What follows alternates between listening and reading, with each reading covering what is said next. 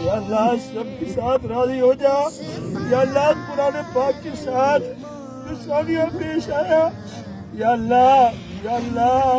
ہم سارے ہی اس کے اندر حصے دار ہیں, سارے ہی گناہوں کے اندر شریک تیرے. یا اللہ معافی چاہتے ہیں, مولا معاف فرما دے. اللہ یہ ہم سے بھی بڑا ظلم ہو گیا, یا اللہ ہمیں بھی معاف فرما دے. یا اللہ ہم سمجھ نہ سکے, یا اللہ ہمیں احساس نہ ہو سکا. یا اللہ کہیں غفلت کا شکار ہو گئے, یا اللہ کہیں مصلحت کا شکار ہو گئے. یا اللہ معاف فرما دے, یا اللہ معاف فرما دے. بسم اللہ الرحمن الرحیم. ناظرین آپ دیکھ رہے ہیں کشمیر دھرتی نیوز اور میں ہوں آپ کا میزبان محمد عمر خیام.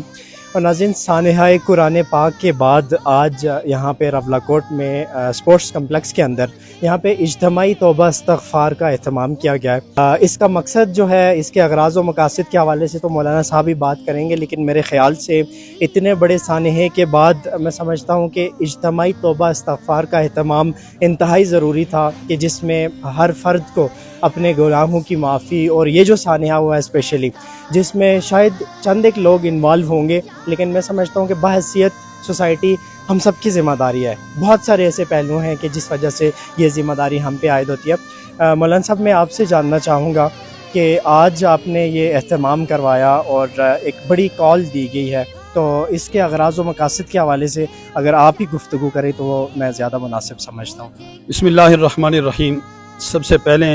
میرے برادر عزیز ہیں عمر خیام صاحب, میں آپ کا شکر گزار ہوں کہ آپ ہر ایسے موقع پر جو ہے وہ آپ نے ہمارے ساتھ بھرپور تعاون کیا اور ہماری آواز کو لوگوں تک پہنچانے کے لیے ایک اچھا کردار ادا کیا. اللہ قبول فرما لے. دوسرا عرض یہ ہے کہ یہ جو ہم نے آج کا اہتمام کیا ہے, یہ ہمارا جو ایک فورم ہے گرینڈ جرگہ, جو غیر سیاسی فورم ہے, اس کے زیر اہتمام ہم نے اپنی جو کابینہ تھی اس کے ساتھ مشورہ کیا اور طے کیا کہ یہ جو صورتحال ہے جس کے اندر قرآن پاک کی بے حرمتی کا جو واقعہ پیش آتا ہے, اس کے اندر اس وقت چونکہ قانون اپنا کام کر رہا ہے, ملزمان جو ہے نامزد وہ سارے اریسٹ ہو چکے ہیں, تو میرے خیال میں پہلی بات یہ ہے کہ دباؤ کے بغیر ان قانون کے محافظوں کو یا جو JIT بن چکی ہے انہیں اپنا کام کرنے دیا جائے, اس پر ہم مخل نہیں ہونا چاہتے. البتہ جو صورتحال ہے وہ بتا رہی ہے کہ اس میں قصور ہم سب کا ہے. تو وہ جو FIR کے نامزد ملزمان ہیں وہ تو چند ہیں, لیکن مجموعی طور پر من حیث القوم ہم سب کا قصور ہے. پھر قرآن پاک کے ساتھ اتنا بڑا واقعہ پیش آ جاتا ہے اور ہماری خاموشیاں اور ہمارا چپ رہنا, اگرچہ ہم 3 دن اسی پورے تمام مکاتب فکر کے علماء اسی سلسلے کے اندر سر جوڑ کر کے رات گئے تک ہم بیٹھتے رہے کہ اس کے اندر جو ہے وہ یہ سب سے پہلی بہتر یہ ہے کہ ملزمان کی گرفتاری ہو جائے. صورتحال واضح ہوگی تو اس کے بعد ہم لائحہ عمل دیں گے. لیکن پھر بھی یہ جو میں سمجھتا ہوں کہ اس تردد کے اندر ہمیں تاخیر ہوئی, تو میں سمجھتا ہوں کہ یہ توبہ استغفار ہمیں اجتماعی طور پر پہلے نمبر پر علماء کرام, علماء کے طبقے کو جس کے ساتھ میں بھی ان کا اتنا سا خادم ہوں, علماء کرام کے طبقے کو, پھر عوام سب کو, یہ جو موسمی صورتحال ہے, پھر یہ جو کل زلزلہ آیا اور یہ جو مجموعی اور رات کو ایک سخت تیز ہوا, ایک ہی جھونکا تھا لیکن بڑا شدید تھا, یہ ساری چیزیں یہ کہیں اللہ کی طرف سے پتھروں کی بارشیں شروع ہو جائے. سچی بات ہے کہ ہم سارے قصوروار ہیں. تو ہم نے اپنے ساتھیوں کے ساتھ مشورہ کر کے طے کیا کہ ہم انشاءاللہ العزیز ہم اکٹھے ہو کر کے ایک جو ہے وہ اجتماعی طور پر ہم نوافل بھی ادا کر لیں انفرادی طور پر, اور پھر اجتماعی طور پر ہم دعا کے ساتھ اپنے رب سے معافی مانگیں. یا اللہ ہم یہ جھٹکے زلزلے کے ہوں یا طوفان کے ہوں یا یہ یالہ باری ہو, جو کچھ بھی ہو, یا اللہ ہم اس کے برداشت کرنے کے متحمل نہیں ہیں. اس وجہ سے ہم نے یہ پروگرام انشاءاللہ العزیز ترتیب دیا ہے. یہ تو چونکہ مولانا صاحب اس سانحہ عظیم کے بعد, جو کہ میرے خیال سے اس خطے کی تاریخ کا شاید پہلا سانحہ تھا, اور اللہ کرے میری بھی دعا ہے کہ یہ آخری سانحہ ہو, تو اس سانحے کو لے کے ابھی تک لوگوں میں بھی بڑی تشویش پائی جاتی تھی, مختلف سوشل میڈیا کے پلیٹ فارمز پہ بھی چہمگائیاں ہوتی رہی. تو مولانا صاحب اس پہ من حیث القوم آپ کیا سمجھتے ہیں کہ اس طرح کے سانحات جب بھی رونما کہیں پہ ہوتے ہیں یا خدا نہ خواستہ مستقبل میں ہوتے ہیں, تو پھر اس میں قوم کو, لوگوں کو یا علماء کرام کی کیا ذمہ داریاں ہیں, لوگوں کو کس طرح سے ریئیکٹ کرنا چاہیے؟ چونکہ بہت ساری اس سانحے کو سامنے رکھتے ہوئے اگر میں یہ کہوں کہ ہر فرد اس کی یہ کوشش تھی اور خواہش بھی تھی کہ اس میں جو لوگ بھی ملوث ہوں ان کو ہم بذات خود سزا دیں, یا اس طرح کی کوئی صورتحال خدا نہ خواستہ بن جاتی. تو آپ کیا سمجھتے ہیں مولانا صاحب کہ اس میں ہماری کیا ذمہ داریاں ہیں اور علماء کرام پہ اس حوالے سے کیا ذمہ داریاں عائد ہوتی ہیں؟ جزاکم اللہ خیرہ. اس میں یہ جو آپ نے پوچھا ہے تو اس حوالے سے میں یہ سمجھتا ہوں کہ بنیادی ذمہ داری تو علماء کرام کی ہے. البتہ یہ جو اس وقت تک قوم کے اندر ہمارے عوام کے اندر جو اشتعال پایا جا رہا ہے، سچی بات ہے یہ کہ عوام کے اندر اشتعال نہیں ہے، اشتعال ہمارے اندر بھی پایا جا رہا ہے. لیکن ہماری کوشش یہ ہے کہ کہیں عوام اتنی مشتعل ہے کہ یہ بے کنٹرول نہ ہو جائے. یہ آج ہم نے یہاں اس لیے بھی رکھا کہ عوام کو یہاں ہم بات تھوڑی سی سمجھا سکیں کہ ہمیں توبہ استغفار کی طرف رجوع کرنا چاہیے. کہیں ایسا نہ ہو کہ ہم صرف روڑے بند کرنے پر اکتفا کریں، جلسے جلوس، ہاں دیگر جہاں بھی کہیں ایسا پروگرام، ایسا معاملہ ہوا قرآن پاک کی حرمت پر کہیں حرف آیا ہو یا نبی علیہ الصلوۃ والسلام کی ناموس پر حرف آیا ہو، تو قوم نہیں بلکہ پورے دنیا کے مسلمان چیخ و پکار، احتجاج، مظاہرے، یہ ساری چیزیں ہوئی. لیکن ہم اس کو تھوڑا سا پرامن رکھنے کے خواہش مند تھے، اور ابھی بھی ہمارا مطالبہ یہ ہے اگر اس کو پرامن ہی ہم رکھنا چاہ رہے ہیں، پرامن ہی رہنے دیا جائے. ہمارا مطالبہ یہ ہوگا